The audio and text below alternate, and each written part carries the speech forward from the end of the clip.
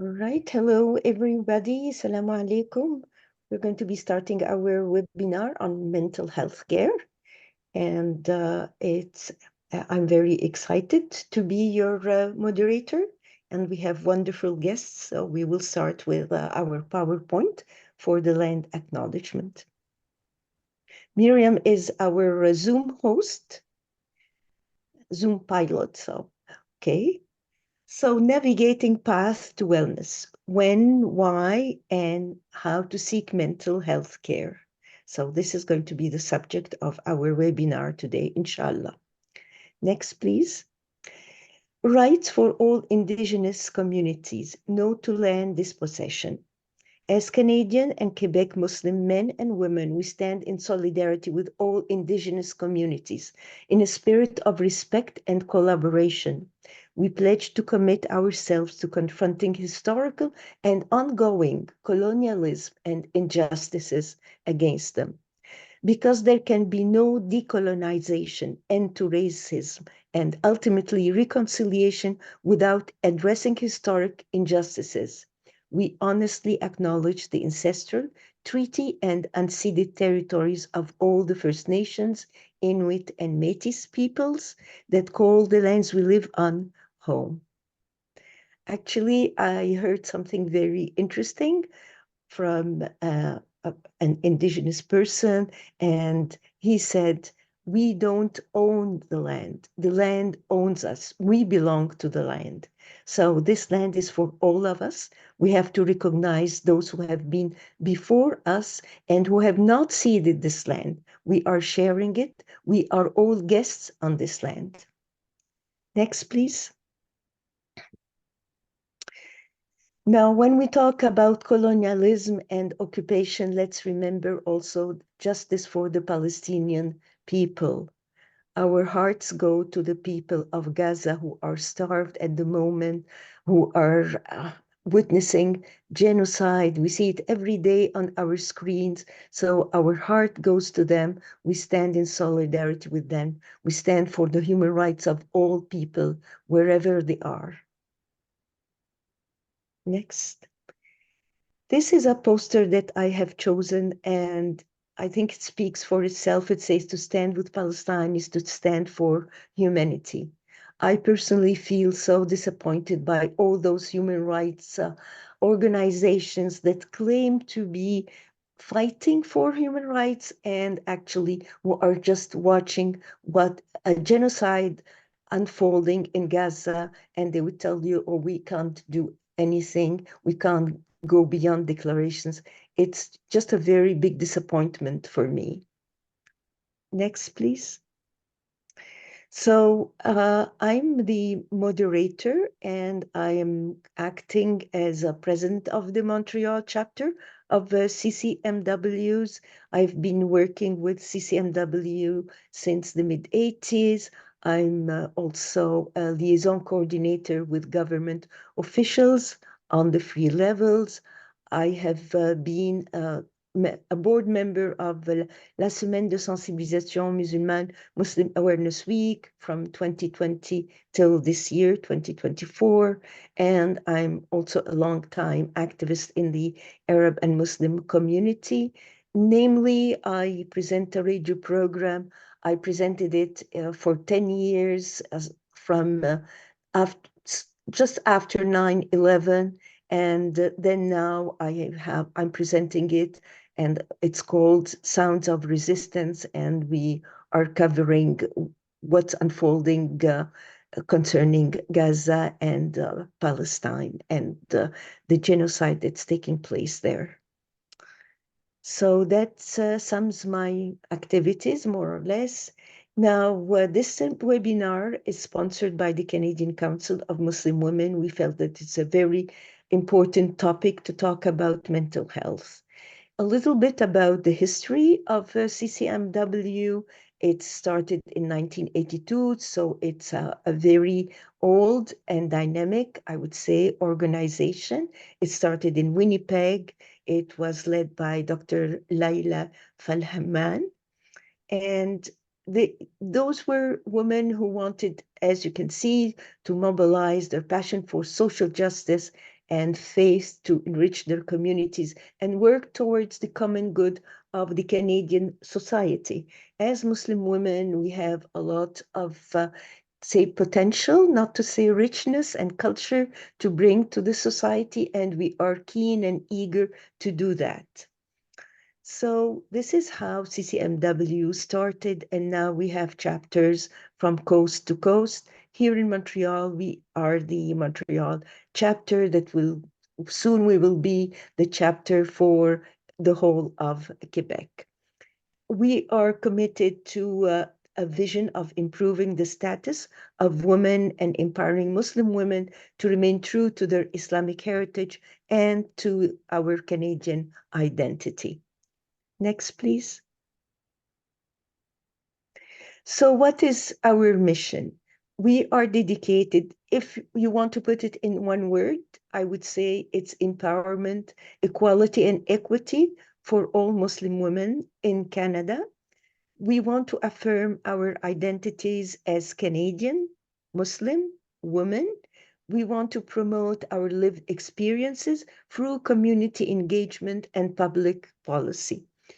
We also are advocating for the diverse needs of our local chapters with the necessary resources to maximize national efforts. So we have our national based in Toronto, like, all established organizations have their headquarters in Toronto, and then there are other chapters fanning out through Canada from coast to coast.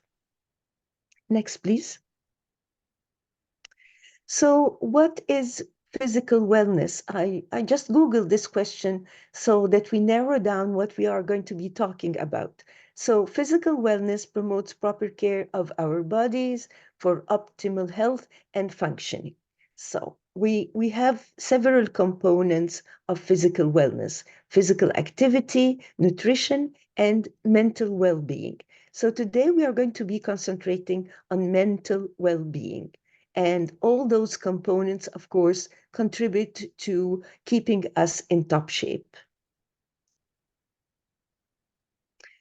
There are, of course, very popular topics, and you can see an explosion of advice for well-being. Just today, the New York Times had a very long article about when is the best time to work out. This is not the kind of question we will be dealing with today, but it's just to tell you that the concern and the interest people have in their well-being for good reason. So you would see a lot of, okay, how to lose weight and keep it off, how many hours should you sleep, and so on. So this, I would say, is just, if you want to improve, there's no problem per se with a person, but you want to find what is best to keep you in good shape. Today, we're going to be dealing with what happens if you have a specific problem. And this is why we have our specialist as our panels today. Next, please. The importance of mental well-being. Again, today, Le Devoir, which is a French newspaper, has published this study about a research. This is done by the Institut de Recherche Robert Sauvé en Santé et en Sécurité du Travail. It's done for Quebec, and it deals with subjects like anxiety, stress, depression in the workforce. So this is exactly what our panels will be addressing. This is the kind of problem we want to talk about today. Interestingly, the study was done over a period of 6 years in Quebec, and let's look at the figures. It was carried between 2014 and 2019. Right. Now, the cost of it, 169 millions on average per year. Can we imagine? This is what is paid to compensate for workers who couldn't work, who had a disability, let's say leave, because of the anxiety, stress, or depression. And the cost per person, as you can see it on the screen, is over $121 100,000 per person affected. Now, this is fees that not only cover the fees of the professional treating the person, but also a compensation for loss of productivity. If an employee is absent because of his disability due to mental well-being, then the government, of course, is paying in chômage, assurance chômage, and the average cost per person affected is what you see on the figure. So those are very, very significant figures. It's startling. And this is something that a card that you can use if somebody tells you, oh, well, why should we worry about mental well-being? It's just very marginal in our society. In fact, it is not. And this, we are only talking about a study carried out for the workforce. We're not talking about the homeless people on the street that are suffering from mental well-being, or other persons who are isolated. We're thinking of seniors. We're thinking of hyperactive children in schools. So it is I would say it's something an issue that is very important and that should be addressed. And we have seen it amplified after COVID. Or another statistics here that the study is displaying is the period of indemnization. In other words, how many days a person would be qualified for the assurance chômage because of this mental health condition. So it's on average 288 days versus 119 for other causes of disability. And this is really almost double the number of days for any other cause, which means that to treat mental well-being, it takes a longer time than other diseases. And I'm sure our specialists are going to be addressing this. Anyway, there is more details about this study, and it's published on the front page of Le Devoir. Next, please. So our specialist, we have Hope from Les Amis de la Santé Mentale. And next, please. Jessica. Okay. Both of them are going to be talking about what they do with Amis de la Santé Mentale, Friends for Mental Health. And from Ruh Care, we have Humaira Noor Salibi, and she is a co-founder of Ruh Care, and she's also a clinical manager. All right, the credits go to Razan for the poster. Miriam is provided the Zoom link. She's also our Zoom pilot, so which means that she is going to be managing this session. And Omar Khan, who is the co-founder of Ruh Care, has helped me a lot with organizing this webinar. So thank you very much. I will turn it now to our first panelist from Les Amis de la Santé Mentale. So it's up to you. I don't know if Hope or Jessica would be starting, so please, the floor is yours.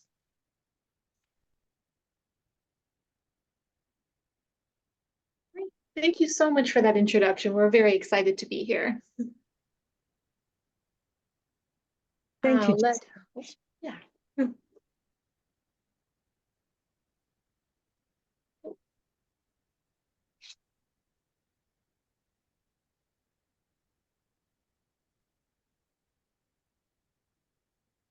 So as mentioned, I wanted to introduce myself. My name is Hope. I work as a community agent at Friends for Mental Health, and I'm here with my colleague Jessica Schiff, who is a counselor at our organization and a social worker. We wanted to give you a little bit of information regarding our organization. Friends for Mental Health is a community nonprofit in the West Island of Montreal, and we offer services to the friends and family of a person living with a mental health issue, whether they have a diagnosis or not. Our organization was likewise to CCMW, founded in 1982, which is a nice coincidence. And it was started by a group of parents who recognized that there was a lack of services in mental health care, specifically in the West Island, and they came together to create support groups for themselves and their loved ones. And over 40 years later now, our organization has grown to include services such as counseling, support groups, courses and workshops, as well as art therapy and drama therapy. Um, our services start at the age of 6 years old. And we really aim to demystify and destigmatize mental health issues in our community, which is why we are very happy to be here with you all tonight to be talking about this very important topic, as Mrs. Sama had mentioned. All right, so understanding mental health. Hope, could you raise your voice a little bit? Yes, is this better? Can Yeah, you hear me? yes, it's better, yeah. Okay, wonderful. Thank you for letting me know. I appreciate it. All right, so our PowerPoint will be bilingual in French, but the discussion will take place in English. So to begin, what is mental health? Mental health is something that is very important to everybody, regardless of whether there is a diagnosed mental health issue or not. Mental health is something that allows us all to have a balance in all of the different spheres of our life. So it's something that allows us to realize our fullest potential. And if we take care of our mental health, it will also help us to face the stresses of everyday life, to manage our emotions, to accomplish our goals and accomplish our day-to-day tasks. It can also help with maintaining and creating healthy relationships. And so to explain a little bit what mental health is, there's the mental health continuum model here that we've depicted here for you. And this is a model that understands that people can move along different states of mental well-being, regardless of whether they have a mental health issue or not. And this highlights something that is really important, which is the fact that even people who have a diagnosed mental health issue can live a life with a good mental health. So they can flourish and they can function just as well as anyone else. And so along our life, we might feel that we move along from the green to the red zone as we face stress in our life. So in the green, we might feel that we are healthy and we are managing our stress well. Maybe over time, certain life events may occur and we might feel that we are struggling a little bit. And in cases where we might be feeling in the red zone, we might feel like we are in a crisis and we need to seek consultation. But it is also important to mention that at any point, we can fall in between one zone to the other. And at any point, we can also seek help. Is there anything you'd like to add, Jess? No, that's perfect. Great. Yeah.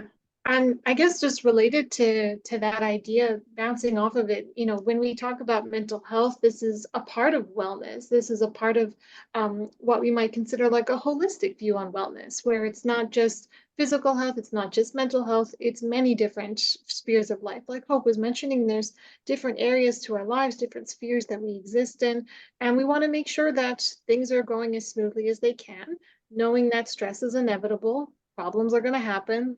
Life is kind of like that. But this is why we want to keep an eye on things, because sometimes we might be struggling in one area and then it starts to spill out. So if something's not going well with our physical health, we know very well that connection with our mental health. But there's also social wellness, occupational wellness, all these different areas to consider. So we want to make sure when we're looking at ourselves as people that we're taking this holistic lens. Getting better physically doesn't just mean, doing one thing, it means looking at our physical health, it means sleeping, it means how's our work life, how's our friend life, how are our limits setting, how is our mental health, are we taking good care of our emotions? So we want to make sure on this path to wellness that we're seeing ourselves as three-dimensional beings that we are. Absolutely. And one of the questions that we received very often is how can we know, and what are signs to notice about whether we may or may not be struggling with our mental health.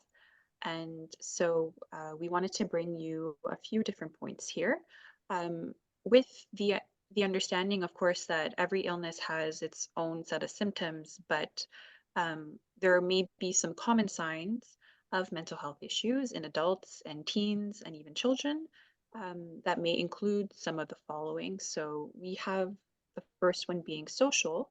So do you notice yourself or your loved one withdrawing? Are they isolating themselves from their loved ones or their friends? Do they have difficulty engaging with others? Behavioral. So are there any changes to their sleep? Are they sleeping too much? Are they sleeping too little? Same thing with their appetite. Are they eating a lot or not eating enough? And activity. So are they taking care of their bodies? Are they moving? Are they getting up and staying active? A mental health issue can also have an impact on how we feel, on our emotions. So you may notice that a person is maybe a little bit more easily irritable. They have rapid mood shifts. You might think that they have exaggerated emotional reactions, and they might have persistent low moods or apathy. It can also have an impact on our own functioning. So they might, you might notice that they have poor concentrations or troubles remembering things. They might have confused thinking. And yes, these are all signs to notice. It's important to mention that we shouldn't be diagnosing ourselves or diagnosing others. These are just simple signs to look out for in order to maybe think about having a discussion and opening a dialogue about how our loved ones might be feeling or how we might be feeling. Definitely. And it's a really good point about not diagnosing or jumping to those sort of pathologizing ideas, because emotions are all valid in their experience. Like sometimes this misconception or belief that there's good feelings or bad feelings, or that to have good mental health means we're happy all the time. And that's not necessarily the case. You know, as humans, we're going to experience the whole gamut of feelings. If it's jealousy, if it's anger, if it's resentment, if it is joy, or sometimes it's sadness. You know, those ups and downs are a part of life. You know, that line between, you know, an experience that's sort of typical and manageable and something that's a diagnosable mental health issue would be based on like the number of symptoms present, for how long it's observed, the intensity, you know, is it creating difficulty in different spheres of a person's life. So for example, like having a little anxiety before giving a presentation, you know, that's very much in context. This is not necessarily an anxiety disorder, but someone who's constantly, you know, unable to concentrate, their thoughts are racing, they're not sleeping well because of it, and this is going on for weeks or even months at a time, then we might be looking at a potential anxiety disorder. When it comes to those emotions, though, no matter what, we want to try to find those healthy coping strategies. You know, we're going to have different feelings. How we express them makes the biggest difference. You know, it's okay to be angry. It's not okay to like hit someone. It's okay to be sad. It's maybe a little less okay to stay in bed and not shower for a week. You know, that's not a great feeling. So we want to try to find those healthy coping strategies, like we see in the stress bucket image here, that the stress is going to rain down and the healthy coping strategies will help us kind of move through it and not get overwhelmed. The unhealthy ones are just going to put that stress right back in. So we want to find those healthy ways through the whole variety of experiences that we're going to have in life.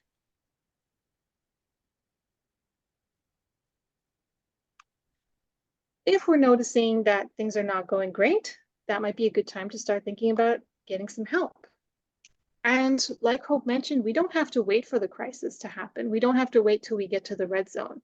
We can reach out for support anytime. You know, it can be preventative. It can be when we're in the green zone and we just want to take that time to learn different strategies or go inwards a little bit, learn more about ourselves. You know, what are our thoughts like? What are our feelings like?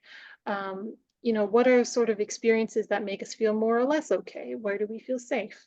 Um, that being said, it's also never too late to intervene. You know, we talk a lot about the importance and benefit of early intervention. It doesn't mean that later intervention won't do any good. At any time, it is valuable. It is great to get support for physical health, mental health, anything that's not feeling great. It's not always easy to know who to talk to. If we can try to find that trusted person and speak out, it can make a huge difference. You know, to stay alone with a problem often just makes it bigger, makes it scarier. So we want to find that trusted person. And we know that this is much easier said than done. You know, there are a lot of obstacles to getting help. Particularly the things that come to mind are wait lists. There's often very long wait lists in the public healthcare system. You know, the solution to that, unfortunately, is just that it's better to be on the wait list than to not be on one. You know, eventually the turn will come, and sometimes too, we have to push a little bit. We have to advocate for ourselves quite a bit. Sometimes we're looking for culturally specific care. We want to speak with someone who has maybe had similar lived experiences. Certainly today we're going to hear more about the opportunities available for Muslim people from rural care, for sure. But even at us at Friends for Mental Health, you know, we have people asking sometimes specifically for a male counselor or a female counselor, or someone with a certain experience level. We're allowed to make those kinds of requests for sure. Surrounding mental health, there is still a bit of stigma. It's gotten a bit better over the years, and I think even like the younger generations are talking a lot more about mental health. They're normalizing going to therapy with like memes about my therapist says. So we're breaking down that stigma. You know, stigma are these negative beliefs or stereotypes held by individuals or on a societal level. And it can contribute to a lot of feelings of shame, a lot of feelings of guilt, of people feeling like, oh, I need to work on this myself. So we're slowly unpacking that. We're realizing that to treat mental health, to take care of our mental health doesn't mean just pick yourself up and figure it, like, no, it's okay to ask for help. It's okay to reach out. We're all going to struggle at some point. Financially, it can be tough as well. For sure with the public system, it would be free. It's part of RAMQ and Medicare, but there can be long wait lists. In the meanwhile, some people do like to go privately if they can. It can get a little pricey. Not everyone's workplace has the best insurance plan, but sometimes there are employee assistance programs where you work that could be helpful. But the private sector, it moves a little faster sometimes, but it can get a little pricey depending on the professional and things like that. So speaking of the public healthcare system, this is going to be very specific to Quebec. So if there's any listeners out there from outside of Quebec, I'm very sorry. I don't know how to explain your systems. I would like to know more actually, because sometimes people move and they ask what it's like. But here in Quebec, the main ways to get mental health services are to go through your family doctor, who can make a referral to what's called the Mécanisme d'accès en santé mentale. It's the giant wait list for mental health services. Or sometimes family doctors are feeling very comfortable treating mental health issues as well. So they might offer a direct service, or they might refer you to a professional who maybe will do a consultation, or maybe the psychiatrist will consult with the doctor and the doctor will go back to you. Either way, there's some sort of consultation that happens. If you don't have a family doctor, you can also go through the CLSC. When you go through like the general walk-in of CLSC called Accueil Psychosocial, you know, the social worker in that part can refer you for the mental health services or for consultations. It's also possible to get support through 811, InfoSocial, or InfoSante, to be fair. Crisis centers as well can be a good jumping off point. And of course, as needed, going through the emergency room. So there's a few different ways in. Again, this is sort of like the ideal as it's meant to be picture. Sometimes it's a little rockier in practice. I just want to be fair and honest about that. It's always worth trying. It's always worth sort of knocking on the door, seeing what's available, asking for what you're very entitled to have. There's so many different healthcare professionals that you might run into along your journey. Certainly, doctors, general practitioners. Nurses are amazing. There's also psychiatric nurses specifically, social workers. I'm a social worker, so I'm a little bit biased, but they're amazing. They can do counseling, they can do referrals, they can do advocacy. Psychologists offer therapy. Again, you can find social workers and psychologists in private, usually going through the website of their professional orders an easy way. Psychiatrists are mental health professionals and also medical doctors. They're usually the ones prescribing medication. Psychoeducators are a deeply underrated profession as well. Psychoeducators can really help a person with like organization, planning, putting tools in place to better function, get through the day. Again, one of my best friends is a psychoeducator, so I'm a little bit biased, but I think they're very amazing, very underappreciated. And especially when someone is very resistant to getting like traditional mental health support, sometimes a psychoeducator or just saying educator feels a little less intimidating than like therapist or social worker. So, when a person is feeling a bit hesitant, it's good to sort of try whoever's available, whoever we feel comfortable with. We have the right to feel safe and comfortable with the person in front of us. That's super important. So yes, I'll hand it over to Hope for this part. And so, yes, we are now at the part of the presentation where we talk a little bit more about our expertise, which is the caregiver experience. Oftentimes, caregivers are left to the side because the main focus might be on helping the person living with the mental health issue, but it is also important to remember that everybody around this person might be affected by the struggles that someone is dealing with, and more importantly, that they play a great role in the process of this person becoming well again. And so we wanted to talk a little bit about what it's like being a caregiver. Um, After a change, a crisis, a diagnosis, um, there are a lot of questions that come up for caregivers, like how did this happen? What can we do about it? What are the treatment options for my person? And accompanied with those questions might be mixed emotions. It could be feeling guilty. Did I contribute to my person not feeling so well? Or worry for your person? Is this something that is going to be resolved? And so when it comes to the changes that we might see um, in our loved ones, there is a sort of grieving process. In French, it's called le deuil blanc, so the white grief. And it's the idea that um, we are kind of grieving the person that we once knew. Um, the person prior to this change is no longer there. They're going through different experiences. And so we have to adapt to a new reality, a new relationship, possibly, new responsibilities. Because, of course, with caregiving comes a whole lot of responsibilities, whether it be objective, so driving someone to medical appointments, cleaning after them, making sure they take medication, um, preparing meals. Um, on top of that, there's also a subjective burden, which comes with all of the emotions that come with the experience. And so all of these things contribute to stress. And it can be extremely rewarding to be a caregiver because it allows you to grow and learn resilience and learn new skills. And a lot of people feel very confident and proud of the care that they're offering their loved one. But it can also be incredibly stressful because we are our own individual people and we might be juggling multiple responsibilities on top of the additional responsibilities of caring for our loved one. And so, Hope, could I interrupt you?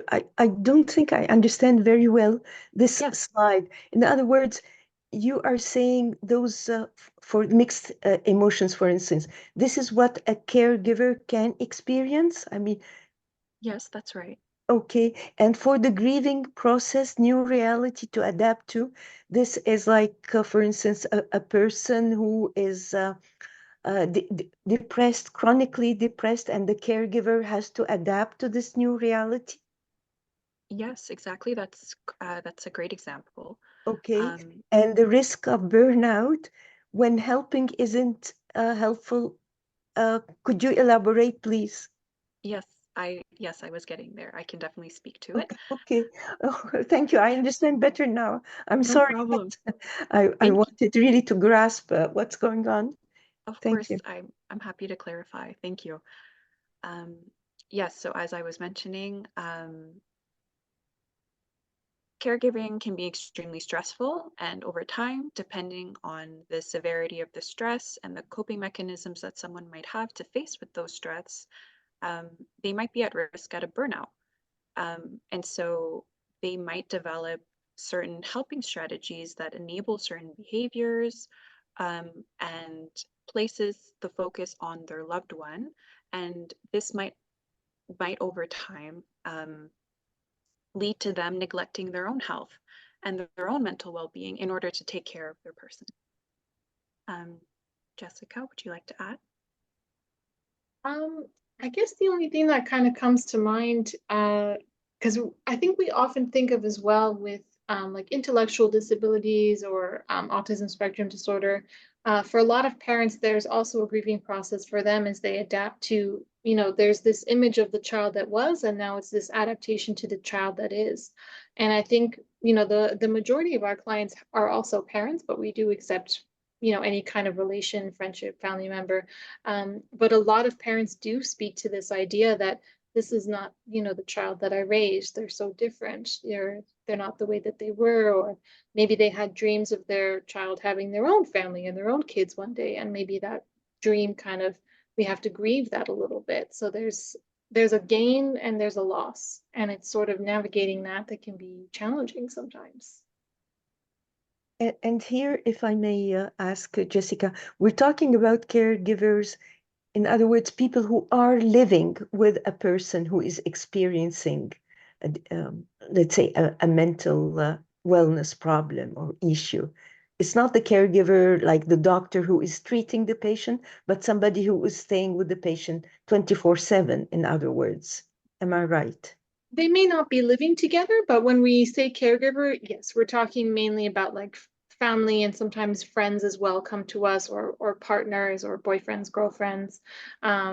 For professionals too, that's a whole other discussion about sort of burnout and things like that. But when we're talking about caregivers and specifically our services as well, we're talking about family members, friends.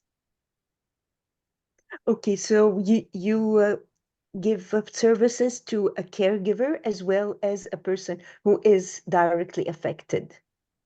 Our services are just for the friends and family. So our services are not for the person with the mental health issue. We're just there for the friends and family. Okay. They often reach out to us. Sometimes they wait a little because even for friends and family, there's that stigma or that fear and that shame, sort of that loss, not sure what to do. So we're there. Family members, friends can call us. They can say, I'm worried about someone. I'm not sure what's going on. And we're happy to meet with them by phone or by Zoom or in person to talk about what might be going on with that person, maybe provide any education about the mental illness in question if there is a diagnosis. We don't do diagnosing, but if there is one, we can educate about it. We can talk about the system and treatments available. And then with the caregivers as well, we often talk about, like Hope was mentioning, the helpful kind of helping strategies so that we can reduce burnout, so that we can promote that self-care that's so important. So that's often a big part of what we talk about in counseling, or the goal of the support groups is to help these caregivers, help these friends and family who love someone who's struggling with their mental health, to help them also take care of their mental health. Um, it's really, they're a neglected population. Yeah. And when we talk about mental health or mental health issues, I mean, we cover, quite a few. Like maybe our biggest ones would be if their loved one, their person has borderline personality disorder, or we do see, a fair amount of depression, anxiety, bipolar, schizophrenia, psychosis, co-occurring with substance use.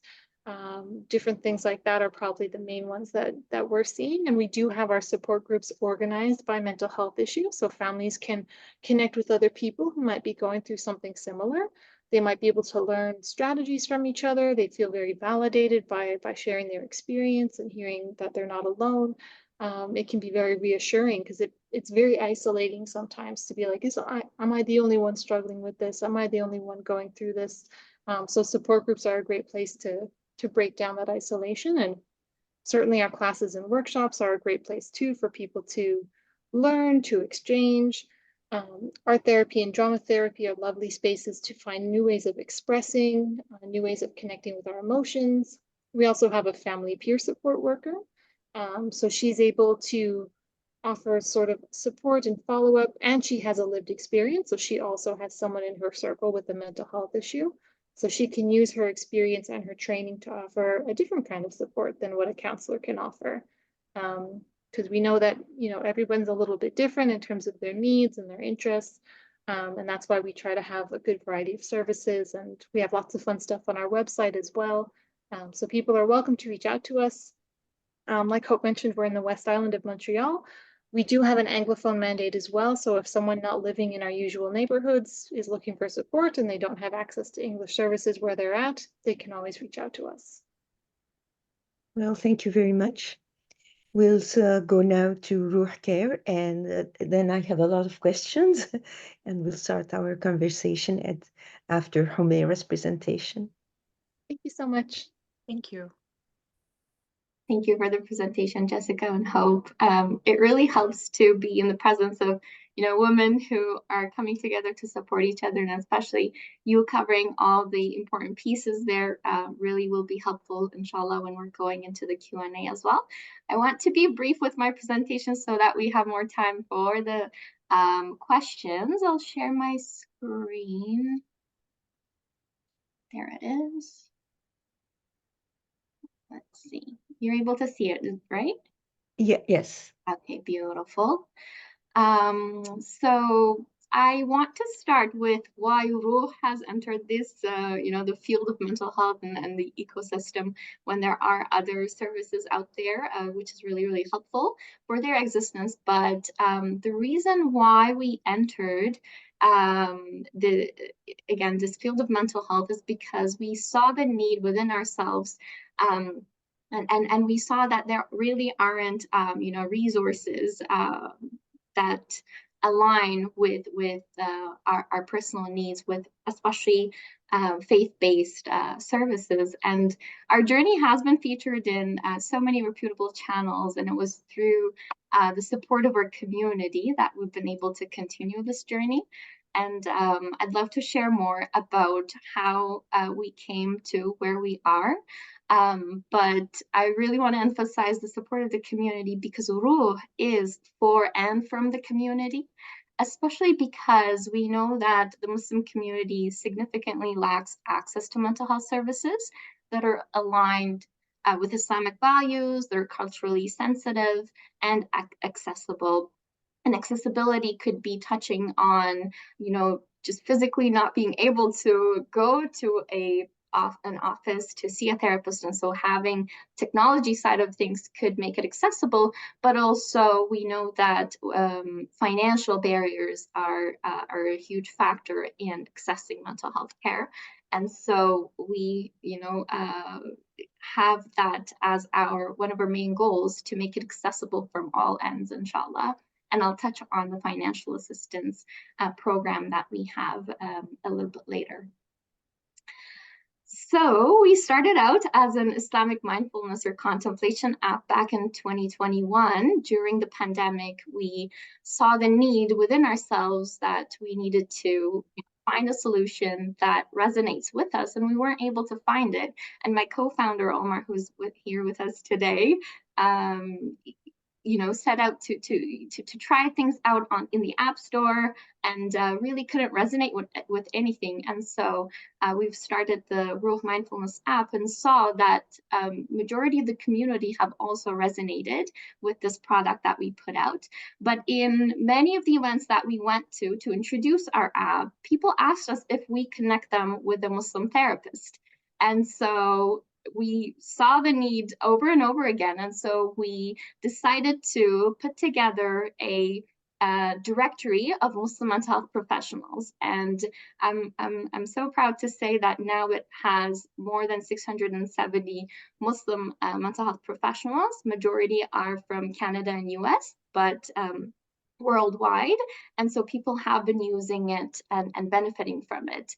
And still, people asked us if we provide therapy on Ruh. And so just last August, we put together our own platform and have hired our own team of therapists who are grounded within Islamically integrated psychotherapy, so that we're able to provide now services on Ruh. And one of the beautiful feedback that we received from an attendee to one of our events was that she wished she knew therapists like the presenter, our clinical director, existed during her past struggles. And this means a lot because we're hearing over and over from the clients that I interact with as the clinical manager coordinating the care between the clients and therapists. Two things that I hear over and over again is, I want someone who I can trust, and I want someone who understands me.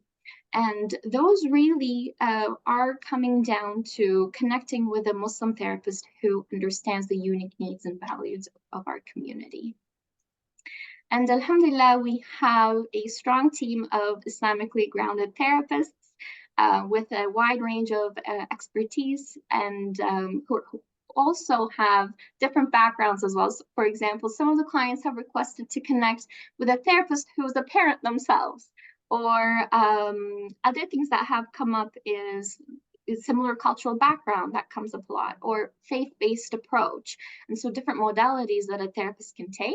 So I'm so glad to say that our team has been growing and is continuing to grow, and our aim really is to enrich the team so that we're able to cater to the needs of our community as best as we can.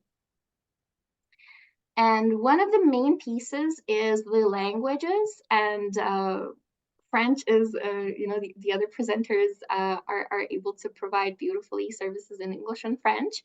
And with Ruh as well, we have therapists who speak a variety of languages, including English, Arabic, French, Urdu, and so many of the other ones that are listed here. And our services are Canada-wide, and so we're able to provide services to Quebec residents, which we've noticed many of the clients sharing that they weren't able to find Muslim therapists in Quebec. It seems like not many out there, or we're just not aware of them. But thankfully, with Ruh Care, we're able to connect them, and that was an important goal for us. And we provide services also for individuals, so that could be, adults, but also individuals as in children. So we're serving actually 3 and up, which sounds crazy for an online therapy platform, but with COVID, that has really, upped the skills of our therapists. It has been a challenge to serve young kids, but we were able to also, our therapists have experience in serving young children, but of course the nature of it would be working closely with the parents as well. But technically we do serve 3 and up, and so that includes also couples and families. And as I've mentioned, it's Canada-wide, so our therapists are licensed to practice in Canada, and many are able to practice within Ontario as well as in other provinces, including Quebec.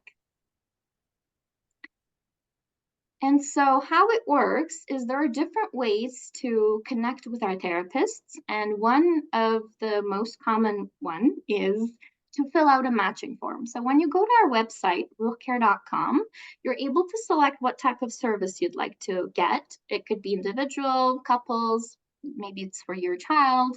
And then you fill out a form, a few questions that we ask to understand your needs better. And one of the main questions we ask is your preferences for the therapist that you'd like to connect with. So again, you can mention the language of the therapy that you'd like to have similar cultural background or faith-based approach. Maybe you want a female therapist or a male therapist. And so all of those pieces we take into account to make sure that you are connecting with the therapist that would be a good match from the get-go. And so once you're matched, you can book a free 15-minute intro call with the therapist, and that way you get to speak about your needs and goals for therapy, get to hear the therapist's approach, and that gives you a sense of whether you'd like to work with this therapist or not. If it's a yes, you can go ahead and book your therapy session with the therapist. But sometimes, for whatever reason, there could be a lack of fit between you and the therapist. And we see that it's not uncommon. And so we offer multiple intro calls. So if you are not sure with that first therapist that you connected with, we would connect you with another therapist whom you can have the 15-minute intro call with as well, so that you'll make a more informed decision of who you'd like to go forward with. And that has been helping a lot with the clients so far, especially first-time therapy clients that are seeking out therapy for the first time, and it's really a foreign concept for them in terms of how things work. It has been really helpful for them in starting the journey. And once you're all set, you start therapy, and both our therapists and the client care team are there to make sure that you're supported all the way, inshallah. And also, the services are virtual, but so mainly clients have been preferring to have it video call so that they're able to connect better. But some have actually preferred phone calls or turning off their videos. And they're also able to get in touch with their therapist via text. So all of those services would be covered for. One thing I wanted to touch on, which I feel again complements the presentation we had earlier, is the misconceptions around mental health, and especially as we see it specifically within the Muslim community. I'm curious if these sound familiar to you, the misconceptions and myths you see on the screen.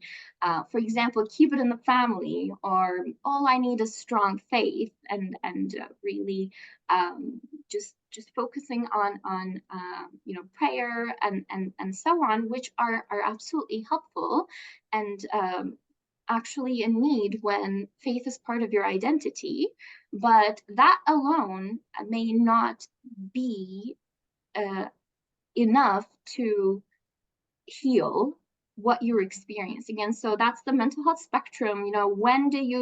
When it's okay to just speak to a friend, but maybe when you actually need to seek professional mental health support, it's important to see the difference there. And so we know that our Islamic heritage teaches us that there is no illness that Allah has sent down that there is no cure or treatment for. And so our Prophet, peace be upon him, encourages us to seek treatment, tadawu ibadallah. And so alhamdulillah, we have the means to seek treatment. And so it's a matter of just taking that first step, which could sometimes be the hardest.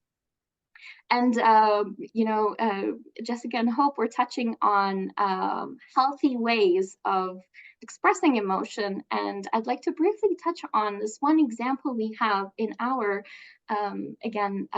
heritage. And especially one of the most common things I hear is be grateful, have patience in the face of difficulties that we might have. And we're struggling to name what we're really experiencing. And we know that different emotions can coexist. We might be grateful, but also sad. And so once we realize that, hey, I'm not being ungrateful, I'm just really, really grieved. And it's okay to express it this way. And realizing that really brings a source of comfort to us. And so this beautiful example of Prophet Yaqub alayhi salam is when he, well, I'm seeing just a second on this. Well, I have another example. The biggest example is from our Prophet, peace be upon him, that when he loses, when his son passes away, we see that we know that he starts weeping, he starts crying, and so the Sahaba asked, I forgot the English of Sahaba, companions of the Prophet, peace be upon him, asked him, oh, Ya Rasulullah, are you crying as well? Like they're shocked. And he responds that this is mercy. It's mercy to be able to express your emotions. And it's so healing to express your emotions.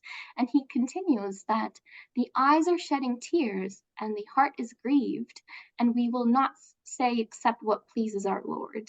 O Ibrahim, to his son, indeed we're grieved by your separation. How beautiful it is to be able to express that. And the other example is from Prophet Yaqub alayhi salam, when he loses his son Yusuf alayhi salam, that he cries to the point that his eyes are like he's not able to see. And so and we know that he is described as having beautiful patience in the Quran. And so it's just beautiful to me to see that one can grieve to the point that they cry so much that their vision is impaired, yet it's still beautiful patience. And so that means we can be patient, but also grieve, and also be grateful, also be sad. And the way we're expressing our emotions is really what we have control over. And that's what makes it beautiful, what we choose, and what's also healing there. One other thing I wanted to touch on, because it's really inspiring to learn that mental health is part of our Islamic heritage, I wanted to give a shout out to Dr. Rania Awad from Stanford University. She's a psychiatrist and director of the Islamic Psychology and Muslim Mental Health lab there.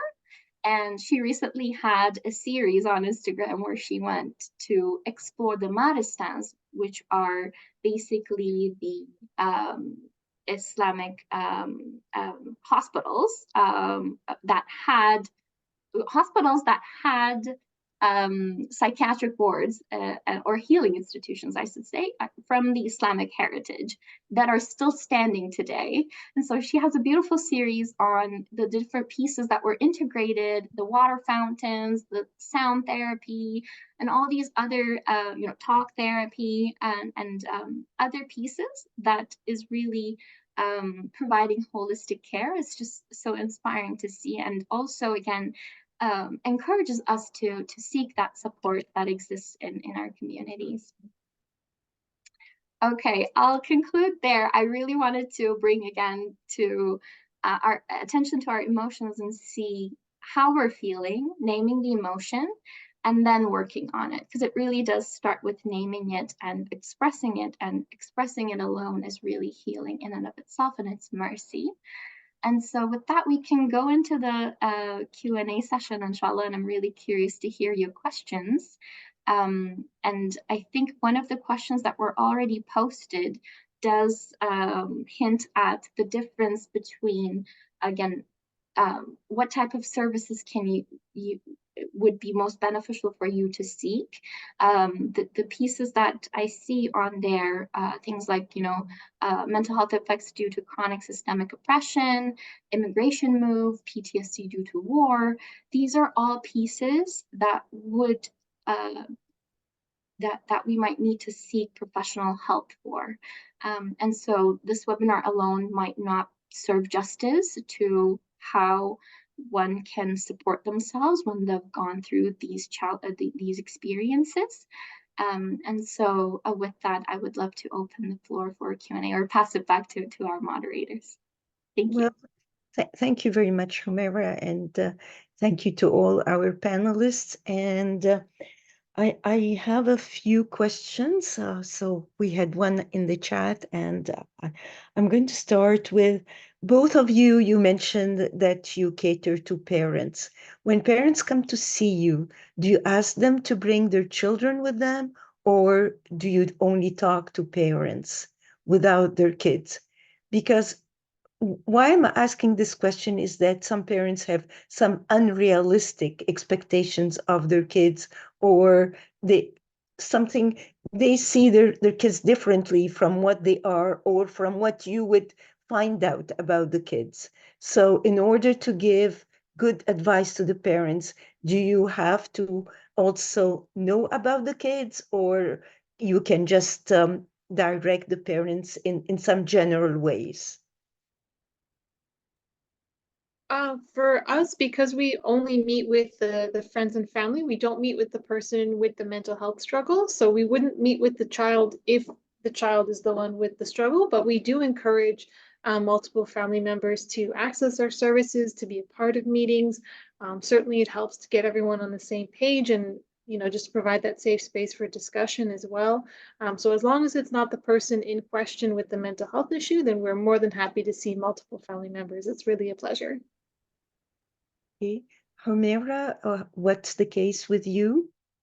It's really considering what the client that's coming forward is requesting. So if it's the parent calling us and requesting support for parenting, then they're welcome to come. But if they also want their child to get support, the child can also get support. And we would be able to we can have them come in as a family therapy, type of support, but also parents could be getting separate, could be connecting with one therapist, child could be connecting with another therapist, and so they're working on themselves, on supporting each other at the same time.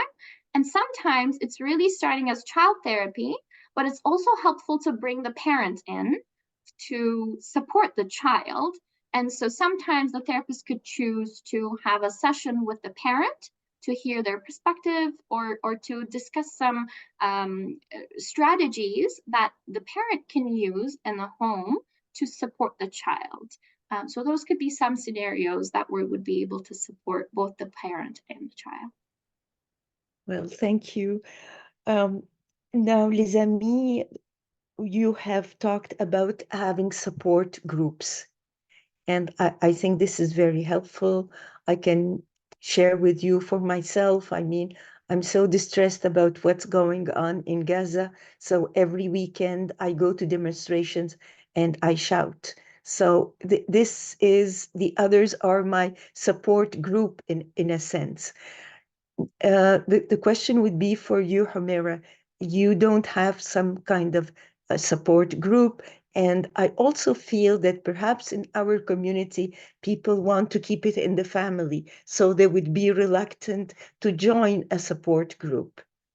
Am I right in thinking this way? I hear you. So it's really surprising to see differences in the community. Some are willing to take the step and kind of keeping it a secret that they're seeking mental health support, but they know they need support and actually taking the step. Some are actually, some parents are seeing usually the older generations could be a bit more reluctant in terms of seeking these services.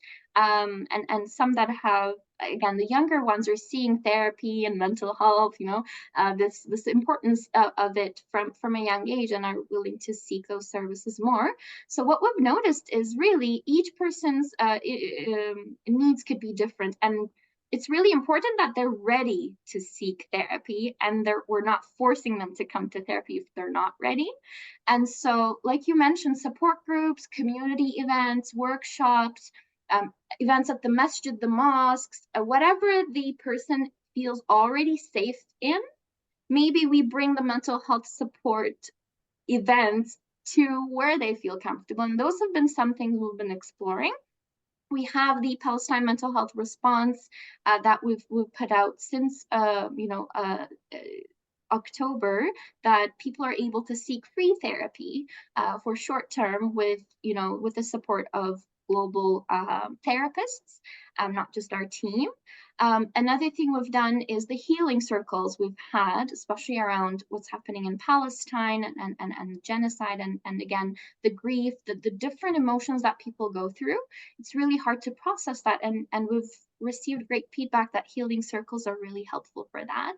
And we're hoping to have support groups come on soon so that those people who prefer to be in a support group as opposed to a therapy session alone are able to seek those services.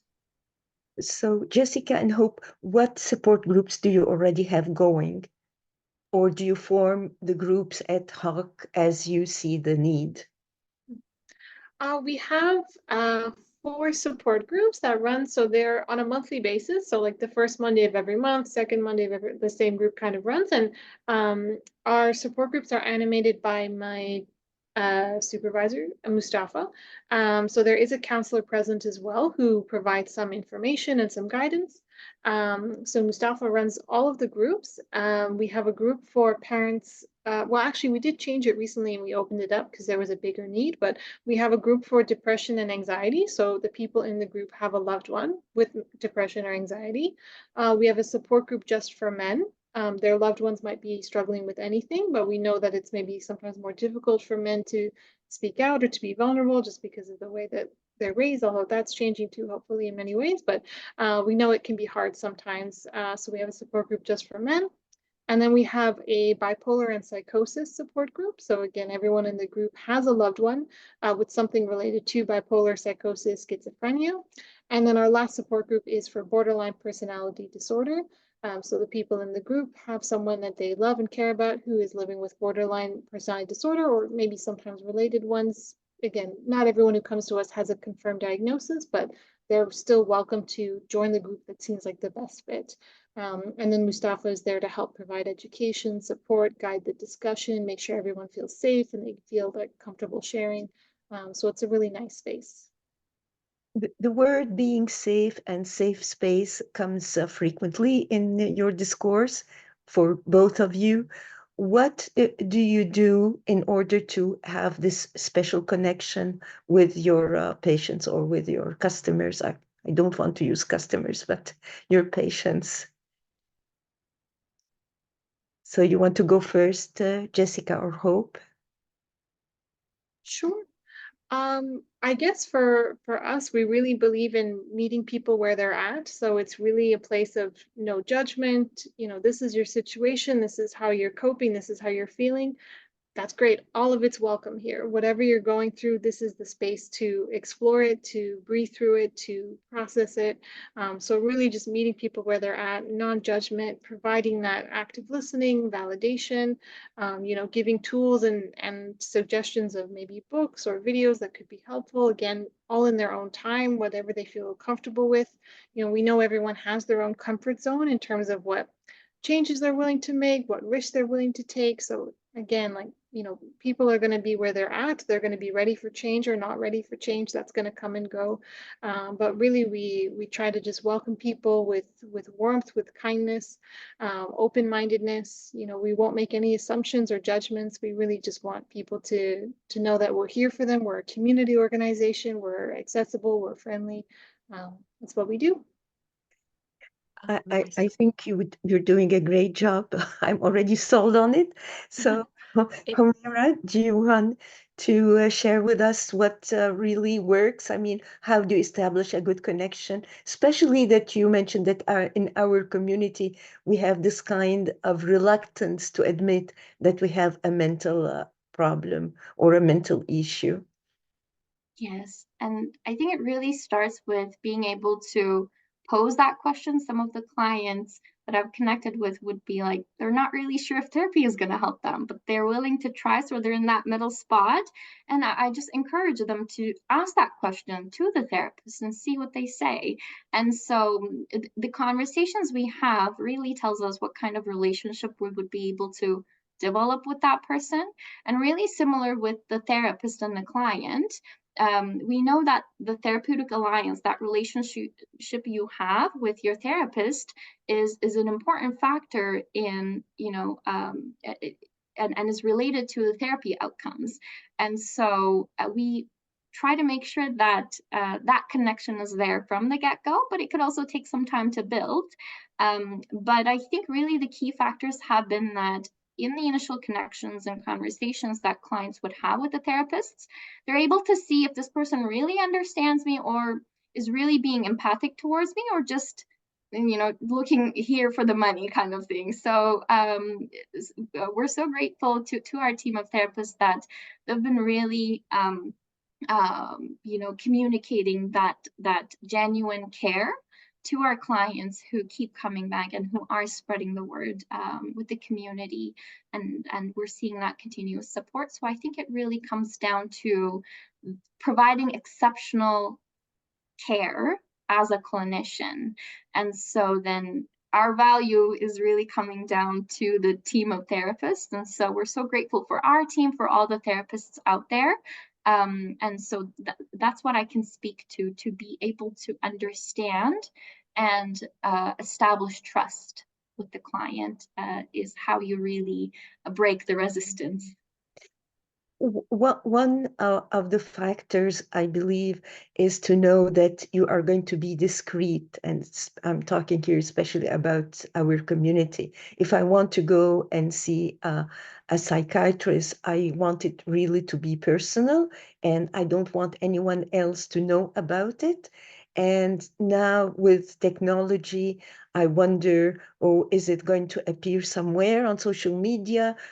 Is this going to be recorded? Should I trust her? Should I tell her this or that? Should I tell her or him?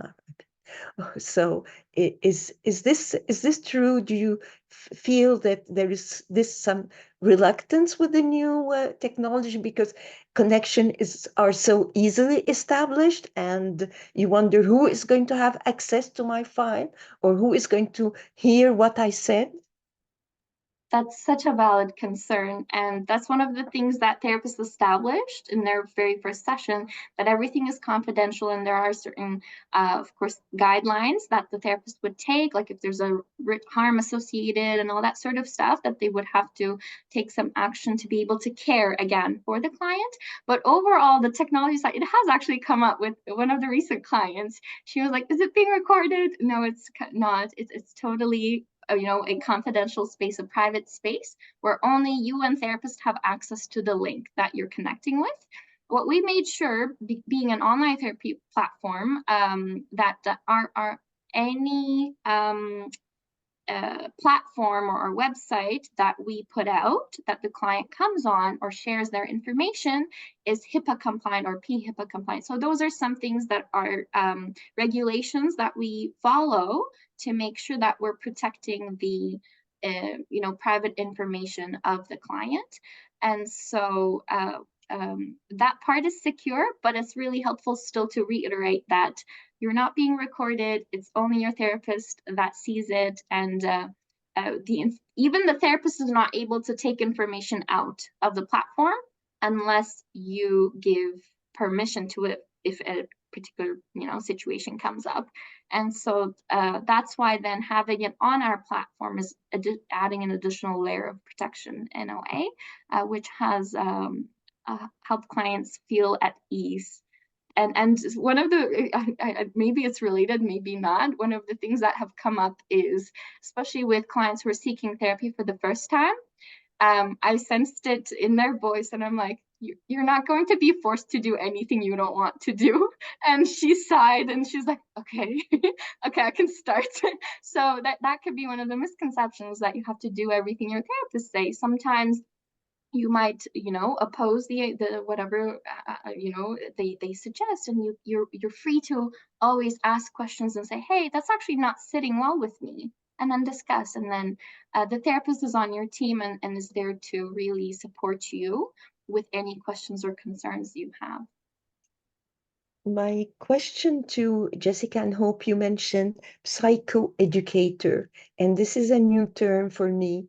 And although you explain that they help you to navigate, so to speak, your issues, would you like to explain more what is the role of the psychoeducator? Because it comes to my mind somebody who's working in a school, psychoeducatrice. So is this limited to children or also to adults? And what would be the exact mandate or help that they can provide? That's an excellent question. Yeah, the psychoeducators can work in any setting with any population, any age group.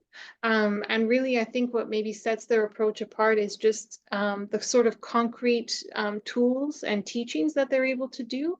So learning practical strategies, implementing, if it's visual cues to help us stay on track, or they can also participate in evaluations of a person in terms of their well-being or their mental health status. So they can work in schools or they can work in hospitals, they can do home visits, just to help people get things organized on a different level. So it's not quite counseling in the same way. Again, this is maybe what makes it more appealing sometimes for someone who's hesitant to do counseling or therapy because it feels very sort of heavy and intense and a lot of talking. With a psychoeducator, maybe it's a little bit more practical, it's a little more hands-on. So it's a slightly different approach in terms of like really getting to problem solving. Like, this is your issue, let's find a solution for it. That's great. So now we'll have the opportunity to ask each other questions. So Jessica and Hope, what questions would you like to ask to Humaira, since she is a therapist for a specific community? And vice versa. Humaira, is there any questions you would like to ask? Like, what comes frequently with the general public? Are we so special as a community as we believe we are or not? I was not prepared for this one, but what got me really curious. I'm actually really curious what, I mean, you've touched on the caregiver, like you're focusing on caregivers. I want to understand more what needs, especially you see, are, brought to you, and what type of services people usually benefit from. Like, for example, is it the support groups? Is it one-on-one kind of therapy? Just wanted to hear your observation and experience so far serving this specific community. Yes, well, I think our most popular service is probably the counseling, but there's definitely a lot of people who call specifically for support groups because, like you mentioned as well, some people feel kind of intimidated by the one-on-one stuff. So the idea of the support group is nice. And I know Hope is our community outreach agent, and she's also done some administrative, taking those first calls. So she might have a lot to add in terms of what it's like when someone first calls or what that process is like. Of course, I can definitely speak to that. A lot of people who call us often feel like they're at their wits' end. They've tried everything, and they don't know what to do to help. They've maybe answered the call to help their loved one, and maybe it's gone poorly, or maybe they've experienced that it's led to certain conflicts in the relationship, and they are just seeking any kind of strategy that can help their loved one. We also see a lot of calls regarding what kind of treatment options are available for their loved one. And so, yes, it is often we see like the dual side of things. They're focused on their loved ones and resolving like an immediate crisis, putting out an immediate fire for their loved one. But underlying that primary need is a need to take care of themselves and to recharge their own batteries. I hope that answers the question. Yes, that was so helpful. It did. I'm just reminded of one of the clients that called in for a family member that is, again, having mental health challenges. And it's so difficult to be in a spot where you feel like you're helpless in terms of not being able to help your loved one. And so he was asking, like, what can I do? And I'm seeing the significance of the work you're doing in terms of really catering to that, need. And it could really be neglected sometimes, that we focus only on the individual that is experiencing the challenge, but really those around them are needing support. And especially, I feel like this work would also nurture the going back to the community care again. So when you're supporting the caregiver, you're also supporting the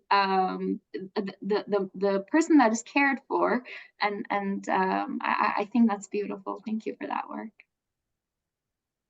So now your turn, Jessica, and Hope, to ask Humaira.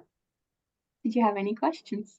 Yes, like if somebody from the Muslim community calls you, what should you expect, or what do you think will establish a good connection with this person? I had a question related exactly to that, because we're always working to adapt our services culturally to make people feel comfortable. So, we like to offer services in the primary language of choice of our clients, if possible.